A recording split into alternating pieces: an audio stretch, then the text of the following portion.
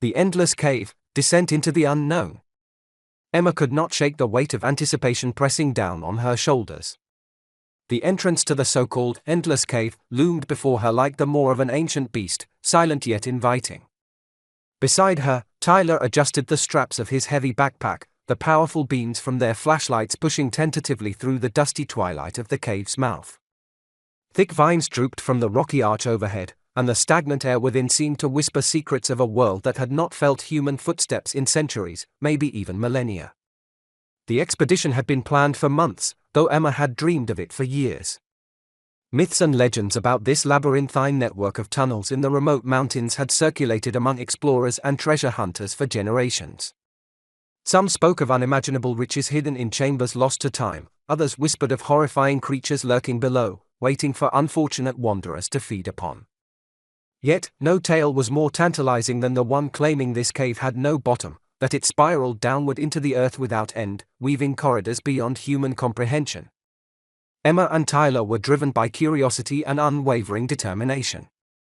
With each step they took toward the entry, they felt the thrill of an uncharted frontier. The air around them grew colder, and the soft drip of water resonated somewhere deep within, echoing like a distant heartbeat. Shadows danced along the walls, formed by the flashlights they carried, giving fleeting shape to ghostly forms that vanished when looked at directly. They moved deeper, occasionally pausing to mark their path with reflective tape. The first part of the journey was largely uneventful: narrow corridors, jagged stalactites, and the odor of damp stone. Dust caught in their throats. Despite the oppressive silence, they both felt an undercurrent of unseen presence, like the cave itself was observing them. The gentle crunch of boots on gravelly soil became a steady, almost hypnotic rhythm that carried them onward. Emma held her breath with each new turn, half expecting the passage to open into a vast chasm or to drop away into blackness. After countless twists and turns, the cave widened, revealing a large chamber that seemed shaped by ancient hands rather than natural geological forces. A smooth stone floor stretched out to an expansive cavern ceiling, dotted by faint pinpoints of luminescent fungi. Tylor ran his hand across the smooth wall, noticing faint patterns carved into the rock, grooves that resembled archaic symbols. His flashlight beam tried to trace their swirling forms, but it was as if they resisted clarity, weaving into one another in bizarre, disorienting loops. "Emma," Tylor murmured, voice carrying a slight quiver of excitement, "do you see these markings? They look like some kind of script. Or, maybe it's more like art." She joined him at the wall, gently running her fingertips over the carvings. In the silence, she could almost feel a slight hum, or maybe it was the blood pounding in her own ears. "I've never seen anything quite like it," she whispered. "It's beautiful, almost hypnotic." There was an uneasy undertone in her voice, a subtle recognition that as mesmerizing as these patterns were, they hinted at a civilization lost in time. Or something else entirely. They ventured on. Beyond the chamber, the cave corridors descended sharply. Rocks jutted from the ceiling and floor in hazardously narrow sections, forcing them to squeeze through sideways. Occasionally, they heard echoes of dripping water or the distant flutter of bat wings. But more than once, they also heard something else, an erratic scraping sound that neither could identify. Whenever they stopped to listen, the noise would cease, as if hiding from detection. A chill coursed through Emma's spine. She glanced at Tylor, and the look in his eyes told her he had heard it too. Still, they pressed forward, each step taking them deeper into the heart of this ancient world. At times, they passed through tight passageways lit only by the feeble glow of peculiar subterranean fungi, which illuminated the darkness with ghostly blues and greens. The deeper they went, the more abundant these strange fungi seemed to become, lighting their path in a spectral glow that sometimes felt almost alive.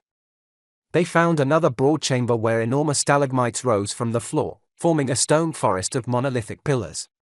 This time, the carvings were more prominent, depicting serpentine shapes that coiled around each column in complex spirals. Tylor walked around one of the pillars in awe, shining his light upward, noticing a serpentine form that seemed to stretch toward the ceiling. "Emma," he said, voice echoing in the gloom, "this is massive. It's not just random carving. It almost looks like a depiction of something huge, like a giant serpent." A hiss of wind blew past them. Emma's hair stood on end, and for a second, she thought she saw movement along the wall, something large slithering from the corner of her vision. But when she whipped around, there was nothing but rock and darkness. "Let's keep going," she said quietly, not wanting to linger too long in this place.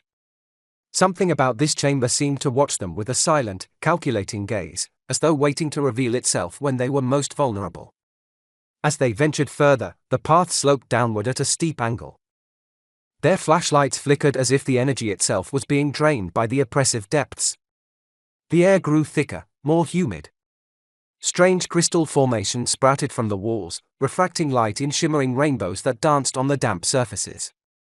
Each shimmer felt like an otherworldly whisper, guiding them deeper into the unknown. Suddenly, a distant roar reverberated through the corridors, causing the ground to tremble beneath their feet. Tylor and Emma exchanged alarmed glances. They could not tell if it was an earthquake or something else, a living creature of tremendous size. Rocks tumbled from above, and the lights wobbled in their hands.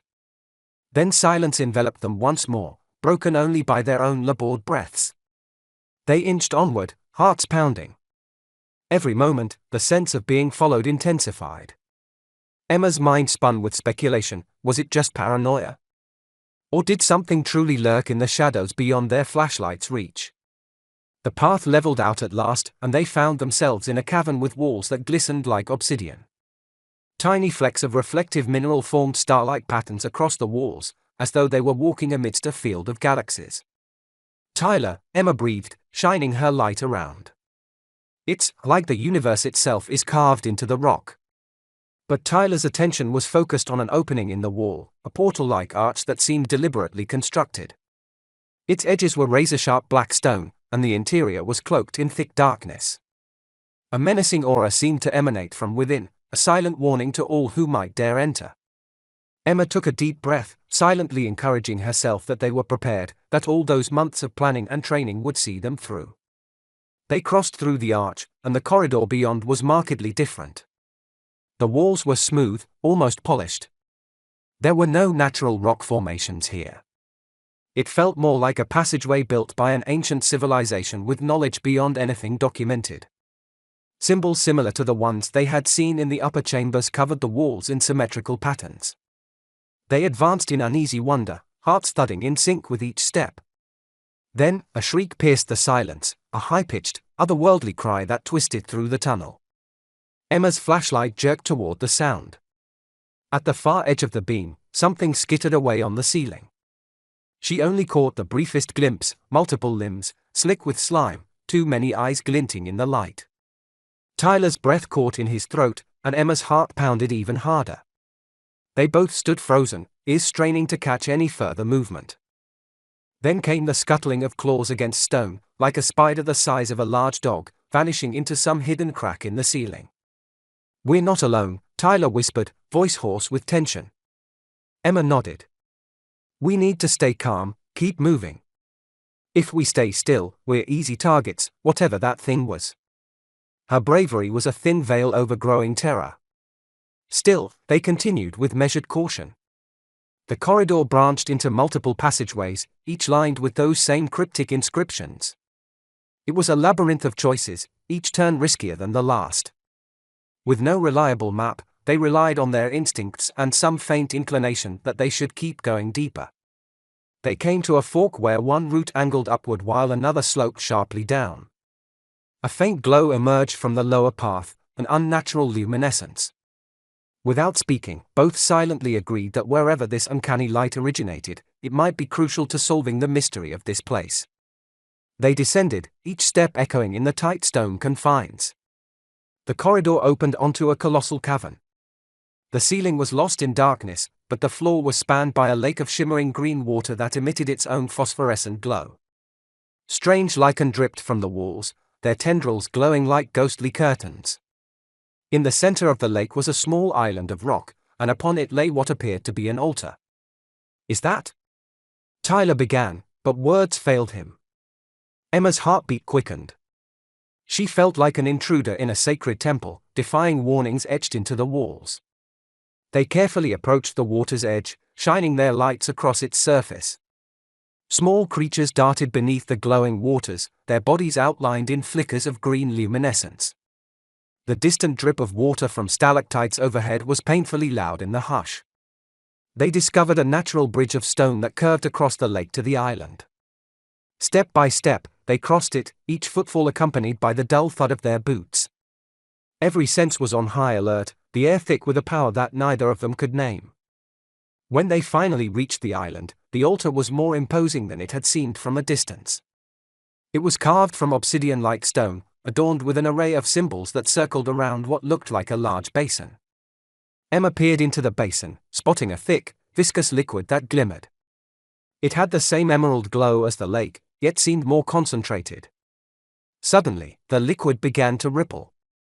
She stepped back in alarm, and Tylor raised his flashlight.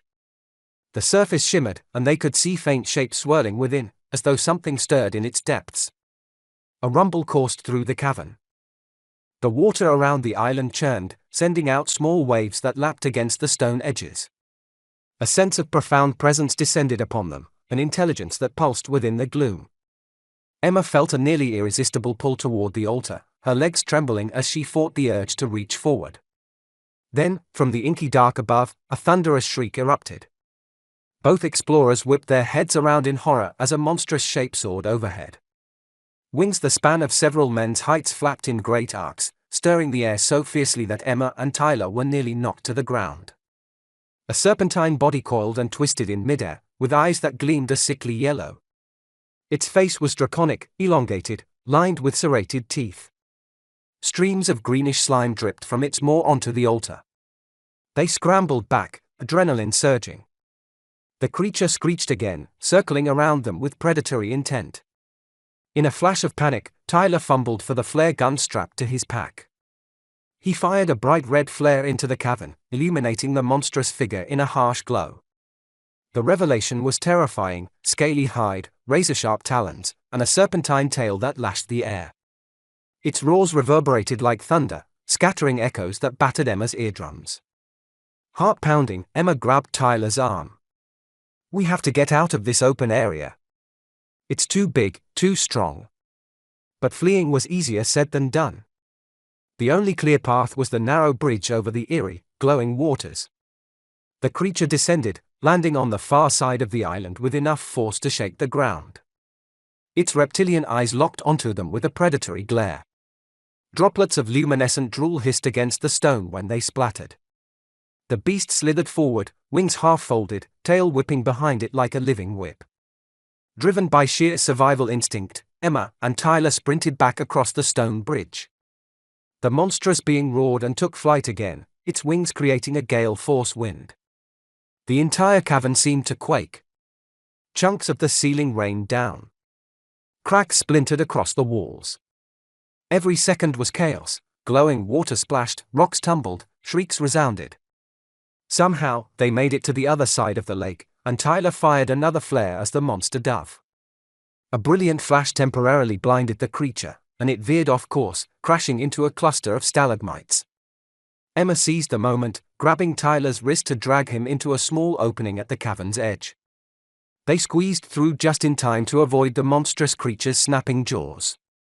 Inside the tunnel, the darkness was claustrophobic, but the roars outside were muffled by the narrow walls. They did not stop running for what felt like hours. Breathless and drenched in sweat, they finally collapsed in a cramped alcove, hearts thudding violently. The echoes of distant roars still reverberated through the winding tunnels, but it seemed the beast was no longer right behind them. Emma's voice trembled when she finally spoke. That thing. It was. Tylor shook his head in stunned disbelief. Unbelievable. I've never seen anything like it. He pressed a palm against the wall to steady himself. Emma, do you realize what this means? That thing was guarding something. This place, it's not just a cave system. It's a world of its own. They slowly regained their composure. Although the urge to turn back was powerful, they also recognized they had descended so far that retreating might be as dangerous as pressing onward. Something about the place called to them, beckoned them deeper. It felt like they had stepped into a realm between worlds, bridging the line between myth and reality. The next few corridors twisted into confusing loops, some leading to dead ends, others revealing small chambers filled with bizarre crystalline structures. They navigated by a mix of logic and intuition, using the faint scuff marks on the ground and the occasional patches of phosphorescent moss to discern which paths might be traveled by living things. Every so often, they would glimpse fleeting shapes in the periphery of their lights, slithering or scuttling forms that always vanished before they could be properly seen. In one passage, they came across a cluster of pale, humanoid creatures feeding on blind cave fish. The creatures hissed and scattered into the darkness, leaving behind half-eaten carcasses that still twitched. The horrifying sight made Emma's stomach churn, but it also confirmed that life thrived here, adapted to a realm devoid of sunlight. Eventually, they stumbled upon another large space, a cavern reminiscent of an ancient city in ruins. Broken columns rose from the rubble, and the ground was strewn with toppled statues. Each statue portrayed robed figures with elongated, alien features. The stone faces had hollow eyes and elongated mouths, some carved in expressions of agony, others in trance-like reverence. A few columns still stood, adorned with swirling patterns reminiscent of the markings they had seen in the upper chambers. Emma and Tylor moved among the ruins, hearts heavy with the sense that a once great civilization had succumbed to something horrifying. Perhaps it was the monstrous winged beast, or maybe something even darker had devoured this culture from within. Jagged cracks ran through the remains, as though a massive earthquake or some unimaginable force had splintered everything. They stopped at what must have been the central plaza, a circular dais carved with more alien script. In the center stood a massive statue, part human, part serpent. One of its arms extended upward, the fingers outstretched as if beckoning to the sky. The other arm cradled a large, black orb pressed close to its chest. A sense of reverence hung in the air around this statue. Tylor carefully approached it, raising his flashlight. Symbols etched into the pedestal glowed faintly. With trembling curiosity, he reached out to trace the characters. A sudden tremor coursed through the dais. Emma shouted, "Tylor, watch out!" But it was too late. The ground beneath them gave way, plunging them into darkness. They tumbled down a steep chute, scraping arms and legs on the rock as they fell. All they could do was cry out in terror as the tunnel swallowed them, the air rushing past them in a dizzying whirl of dust and echoes. They landed with bone-jarring force in a lower chamber, bruised but miraculously alive. For several moments, neither could speak, lying on the cold, damp ground in stunned shock. Finally, Emma groaned and rolled onto her side, shining her flashlight around. They were in a narrow corridor, walls glimmering with those same radiant minerals. Tylor spat out dust and tried to stand on shaky legs. "I'm okay," he gasped, sort of. Emma helped him up, wincing at her own injuries. "At least we're still alive." Her voice was shaky, but relief washed over her. If that fall had been any taller, they would have been done for. The corridor stretched away from them in two directions. Behind them, the slope they had tumbled down was impossibly steep to climb back up. Ahead, a faint flickering light, like a distant torch, illuminated the darkness. Exchanging a determined glance, they chose to follow the light. As they made their way forward, the corridor widened, revealing smooth stone walls that looked carved by careful hands. The flicker grew stronger, and soon they could see the orange glow of flames dancing on the walls. They turned a corner and entered a domed chamber where braziers filled with strange, bluish fire burned around the perimeter. The flames emitted little heat, just an eerie illumination. In the center of the chamber stood a figure cloaked in rags, back turned to them, hunched over a stone table. Emma's flashlight beam caught the figure's shoulder, and it froze. Slowly, it turned. Beneath the hood was a face that was almost human but stretched in ways that unsettled the mind.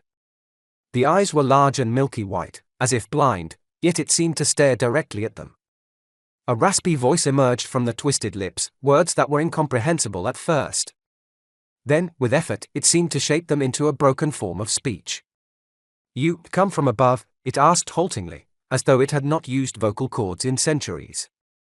Emma and Tylor exchanged stunned looks. The fact that it spoke at all was mind-boggling. Tylor managed a nod.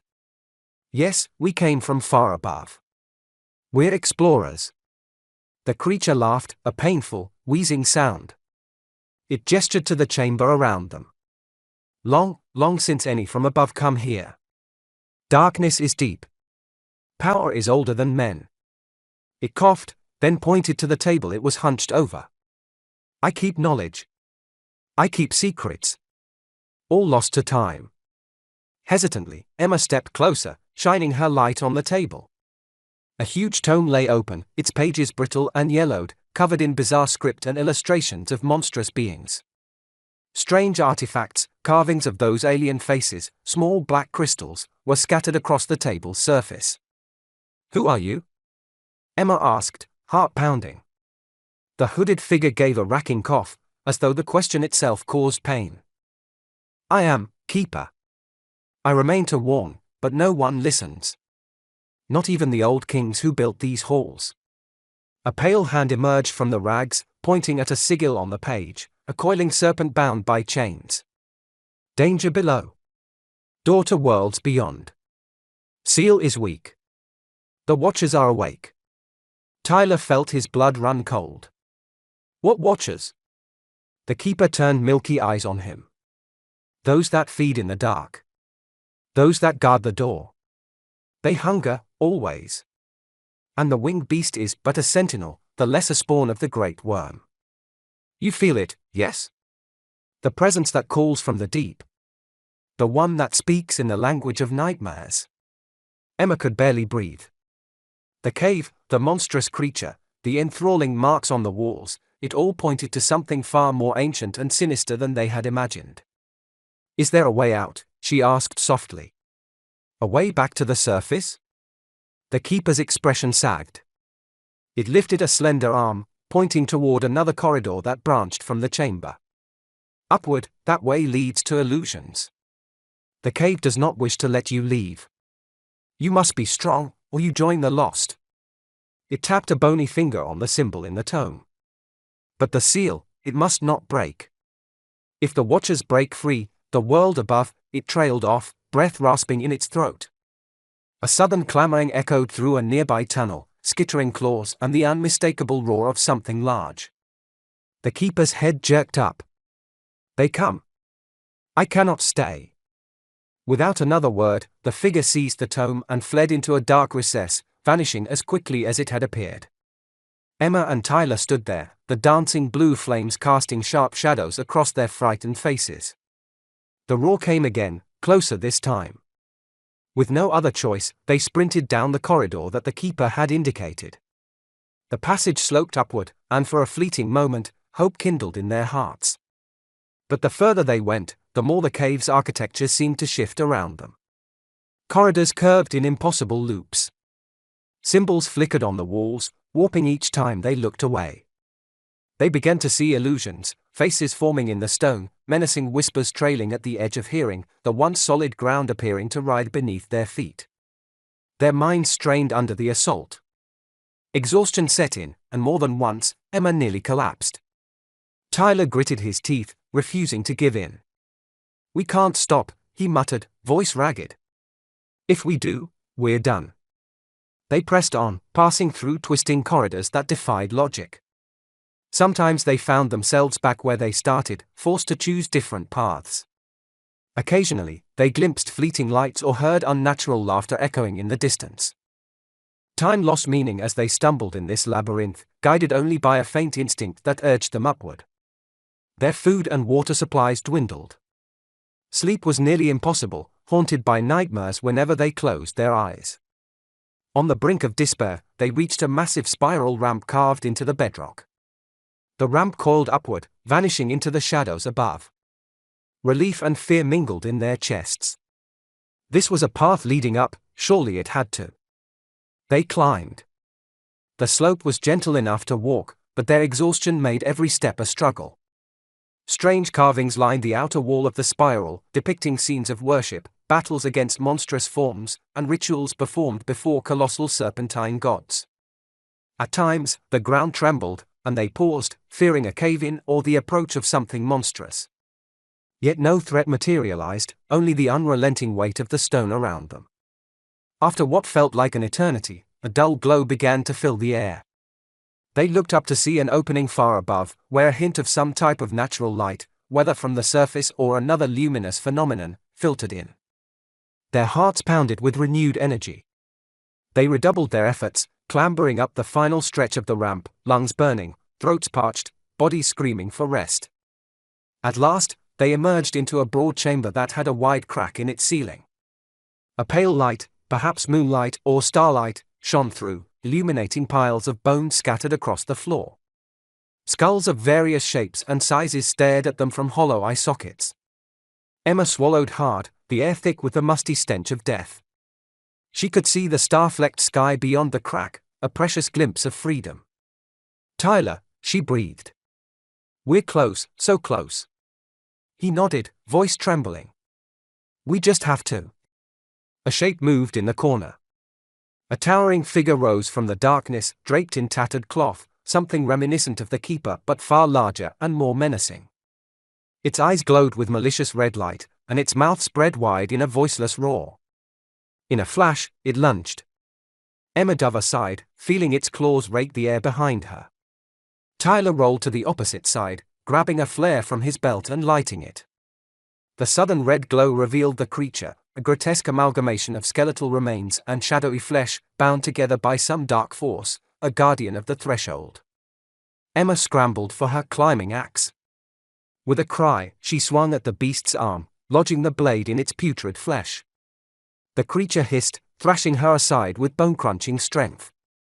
Stars exploded in her vision as she slammed into the cavern wall.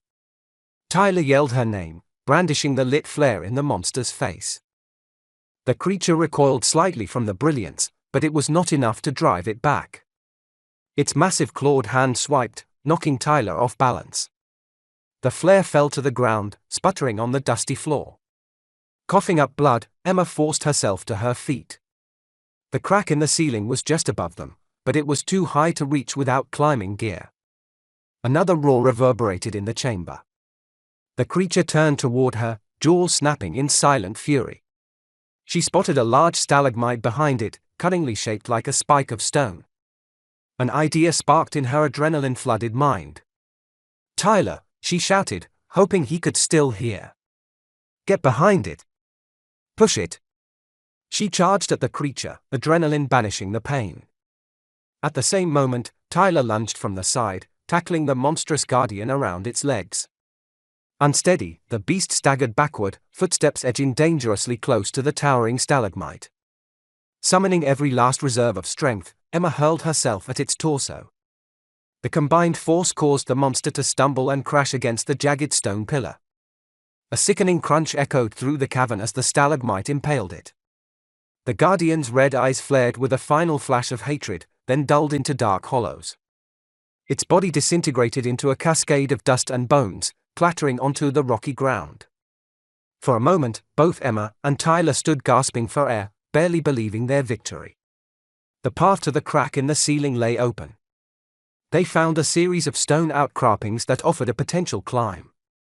Despite her throbbing injuries, Emma began scaling the wall, clinging to every ledge or crevice she could find. Tylor followed close behind, gritting his teeth in pain. Debris rained down occasionally, and at one point, a handhold crumbled in Emma's grasp, nearly sending her plummeting. But Tylor managed to catch her just in time.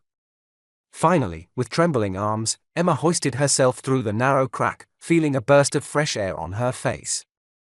She collapsed onto the ground above.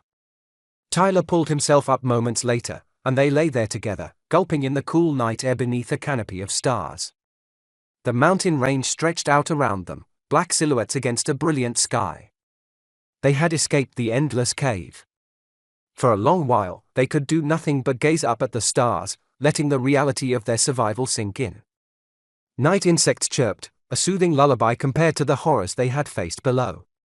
The temptation to believe it had all been a nightmare crossed their minds, yet the cuts, bruises, and haunted look in each other's eyes confirmed the truth of their journey. Eventually, Emma managed to find her voice. "We're alive," she whispered. "But what did we leave behind?" Tylor sat up, looking back at the crack. "That creature we faced was just one of many horrors. The Keeper said the seal was weakening. If that's true, The watchers down there, he let the thought trail off. The starry sky above seemed so innocent, yet the knowledge of that lurking darkness weighed on them both. Emma reached for Tylor's hand. We can't let that place remain a secret. People need to know. We have to warn the world that something else is down there, that it might one day break free. They sat in silence for a time, minds reeling with the magnitude of their discovery. Their bodies ached with exhaustion, but neither could shake the sensation that the endless cave had marked them somehow, binding them to its hidden depths forever. Yes, they had escaped. But the memory of ancient carvings, of winged serpents, and of twisted guardians lurking in the blackness beneath the earth would never fade. There was an unspoken promise shared between them: they would return one day, better prepared, and not just for glory or treasure, but for the fate of the world above. With every laboured breath under the moonlit sky, Emma and Tylor felt a strange mixture of triumph, dread, and inexplicable longing. Beneath those rolling mountains, the endless cave breathed in the darkness, its labyrinthine passages sprawling deeper than any living soul could fathom. And somewhere below, in the midnight chambers where alien gods once reigned, the watchers stirred, awaiting the day they would rise to claim the world they had long been denied.